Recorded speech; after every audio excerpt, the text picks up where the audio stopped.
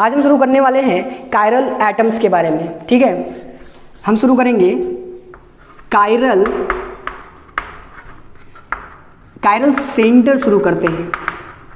ठीक है, तो एक काम करते हैं, जैसे मान लेते हैं हमारे पास ये एक कार्बन है। ठीक है, कार्बन की वैलेंसी कितनी होती है? 4 होती है। तो एक काम करते हैं, यहाँ पे मैं अटैच कर रहा हूँ X, यहाँ पे अटैच कर रहा हूँ Y, और यहाँ पे अटैच कर रहा हूँ Z, और यहाँ पे अटैच कर दे रहा हूँ मान लो कोई P। ठीक है, अब एक काम करते हैं, हम ऐसा समझते हैं कि हमारा जो X नाम का ग्रुप है वो इक्वल नहीं है Y के, Y नाम का जो ग्रुप है वो इक्वल नहीं है Z के, और Z नाम का जो ग्रुप है वो इक्वल नहीं है P के। मतलब कि कार्बन की चारों वैलेंसी अगर किसी 4 डिफरेंट ग्रुप या किसी डिफरेंट एटम से सेटिस्फाई हो रही हो तो उस रिस्पेक्ट में ये जो कार्बन है ये बिहेव करता है एज अ कायरल सेंटर की तरह। तो ये जो बच्चा बना, इसकी चारों वैलेंसी डिफरेंट कर दिया, इस वजह से इसको क्या बोलते हैं? इसको बोलते हैं कायरल सेंटर। ठीक है, अब कायरल सेंटर इसलिए नाम पड़ा है क्योंकि इसके रिस्पेक्ट में अगर मान लो किसी बच्चे ने सोचा कि सर मैं इसमें प्लेन ऑफ सिमेट्री खोजने की कोशिश करता हूं, तो चलो खोजते हैं। तुमने यहां से कट कर दिया तो ये X, कार्बन और Y बराबर भागों में कट जाएंगे, लेकिन Z और P एक दूसरे के मिरर इमेज नहीं आएंगे। इस वजह से हमें यहाँ पे कोई भी प्लेन ऑफ सिमेट्री नहीं मिलेगी। कोई बच्चा सोचेगा कि चलो सर सेंटर ऑफ सिमेट्री खोजते हैं। ठीक है, तो इस कार्बन के रिस्पेक्ट में पीछे जाओ Z और आगे आओ P, फिर से सेम नहीं मिला, तो इसके अंदर कोई सेंटर ऑफ सिमेट्री नहीं मिली। इसका मतलब अल्टीमेटली इस पूरे कायरल सेंटर में हमें ये देखने को मिला ना कोई प्लेन ऑफ सिमेट्री है और ना ही कोई सेंटर ऑफ सिमेट्री है। इसका मतलब इस कायरल सेंटर वाले मॉलिक्यूल को एक और नाम दिया जाता है, इस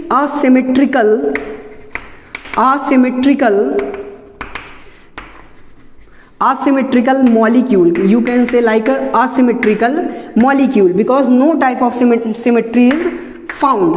ओके, तो एक काम करते हैं, एक छोटे से एग्जाम्पल के जरिए शुरू करते हैं। ठीक है, एक छोटा सा एग्जाम्पल दूंगा मैं, यहाँ पे लगे रहना। जैसे मैं मान लो यहाँ लगाया CH3 और इसको अटैच कर दिया कार्बन से। ठीक है, यहाँ लगाया मान लो क्या, यहाँ लगा दिया हाइड्रोजन। ठीक है, और यहाँ पे लगा दिया C2H5 और यहाँ पे लगा दिया क्लोरीन। तो देखो क्लोरीन डिफरेंट है, यस। हाइड्रोजन डिफरेंट है, यस। C2H5 डिफरेंट है, यस। CH3 डिफरेंट है, यस। तो इंतजार किस बात का? यही तो है, यही भैया जो ये हमारा कार्बन बचा ना, यही कायरल सेंटर है। बस इतनी सी बात है, चारों ग्रुप या एटम्स तुम क्या करो कार्बन की रिस्पेक्ट में उसकी चारों वैलेंसी डिफरेंट कर दो तो भैया वो हो जाता है कायरल सेंटर। और इस वजह से ना हमें कोई प्लेन ऑफ सिमेट्री मिलती है ना ही कोई सेंटर ऑफ सिमेट्री मिलती है, इसलिए उसे बोला जाता है अनसिमेट्रिकल मॉलिक्यूल। और इसी के कारण POS और COS ना मिलने की वजह से कायरल सेंटर वाले को हम कह सकते हैं, we can say, not correct answer, मैं ये नहीं बोल रहा हूँ कि कायरल सेंटर वाला होगा ही, हम कह सकते हैं कि ये एक ऑप्टिकली एक्टिव मॉलिक्यूल बन सकता है। ओके, मैं कुछ एग्जांपल्स लिख रहा हूँ, उसके ऊपर फोकस करेंगे और कायरल सेंटर को आइडेंटिफाई करने की कोशिश करेंगे। तो हम ऐसा करते हैं, हमें यहाँ पे क्या करना है, आइडेंटिफाई करना है कायरल सेंटर को। ठीक है, आइडेंटिफाई कायरल सेंटर को।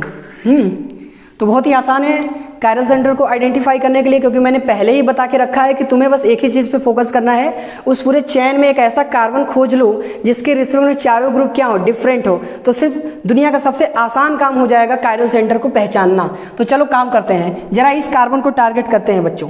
ठीक है, यहाँ पे CH3 लिखा है तो कार्बन से 3 हाइड्रोजन जुड़े हैं, तो वो हमारा कायरल सेंटर नहीं हो सकता। यहाँ पे CH2 में कार्बन से 2 हाइड्रोजन जुड़े हैं, वो भी नहीं हो सकते। यहाँ पे CH3, वो भी नहीं हो सकता। लेकिन यार मुझे इस कार्बन पे डाउट दिख रहा है।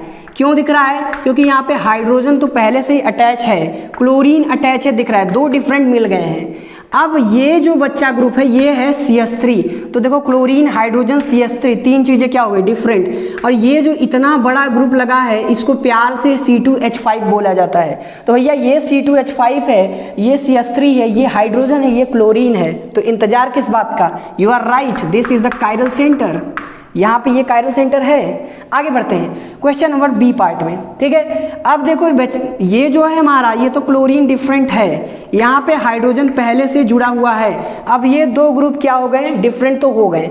अब तुम जरा सा राइट इधर चलो, इस डायरेक्शन में चलो तो तुम्हें CH2 नाम का क्या मिल रहा है, ग्रुप।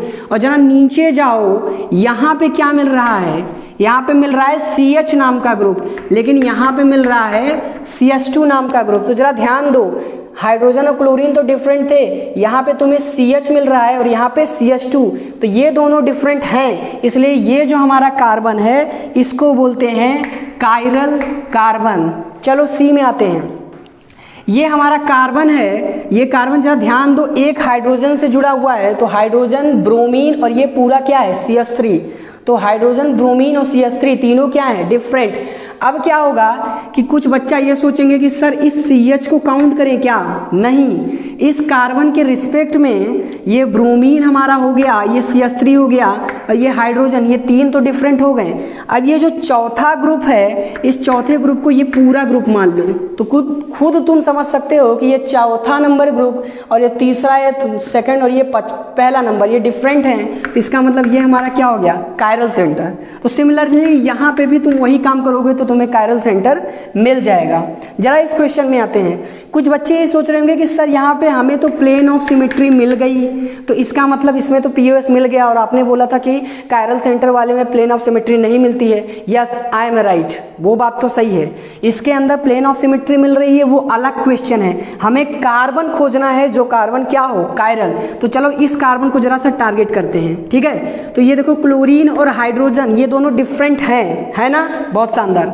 लेकिन जरा ऊपर जाओ, ये क्या मिल गया, यहाँ तो CH2 मिल गया।